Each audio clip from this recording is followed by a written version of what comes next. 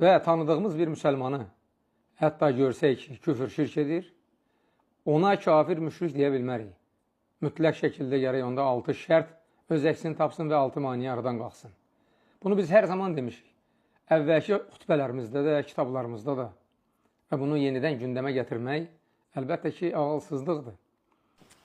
Yox, əgər tohiddən xəbəri var və şirk olduğunu bilmir, elə bilir ki, savab iş görür, o zaman onun hökmü nə olur? Bu üçüncü rəydir. Şeyx Abbad, Hafizahullahın rəyi, bu da orta, ən doğru rəydir. Zahirən gördün ki, adam şirk edir və salam. Müşrikdir. Zahirən gördün ki, adam şirk edir və salam. Müşrikdir. Bu dünyada. Ahirətinə hüküm vermirsən ki, o əbədi cəhənnəmlikdir. Çünki sən elə onu çağırıb, hüccət qaldırmamısan. 6 dənə şərt, onda öz əksini tapmalıdır. 4 dənə də maniyə aradan qalxmalıdır ki, onun əbədi olaraq cəhənnəmə düşməyinə hüküm verə biləsən. Sənin boynuna düşən vəzifə nədir? Sənin boynuna düşən vəzifə odur ki, necə ki sən bir Azərbaycanlını əgər görsən ki, boynunda xaç ölüb, cənazə qalarsan mı ona? Niyə? Boynunda xaç var da, zahirinə hökm verirsən. Adam Azərbaycanlıdır, kilsədən çıxdı, öldü. Cənazə qalarsan mı? Kilsədən çıxdı, yaxındakı ona salam verərsənmi?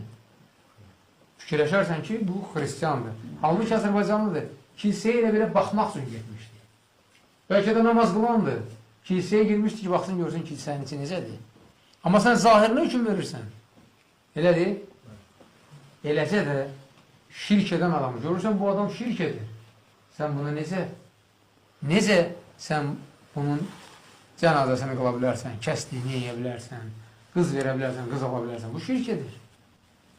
Həmçində necə sən hansı ixtiyarla sən onun ahirətinə hökm verə bilərsən? Olmaz.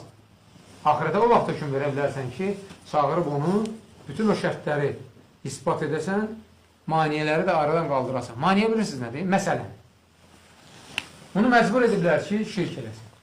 Desin ki, Allahdan başqa ibadətə layiq məbud yoxdur. Desin ki, Allahdan başqa ibadətə layiq məbud var.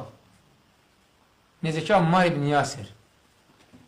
Məcbur elədilər, öldürəcəkdilər. Ölümdən ehtiyat etdi, çəkindi, ölmək istəmirdi. Və dedi ki, Allahdan başqa ibadətə layiq məbud var. Lat və Uzza. Əssalam, bu onun üçün üzürdür. Bu birinci məsələdir. O məsələ ki, onda ümmət ittifak edir. Yəni, elə bil ki, qardaşların bir 90% elə bil qaziyə çevrilir. Onu mən onu demək istəyirəm ki, elə eləməyin. Qardaş dedi ki, sən onun dünya hökmünü gör bilsin ki, müşrikdir. Amma ahirət hökmünü sənin dirək verəməzsən, o qalır, qazi varsa, elm əhli varsa ona qalır.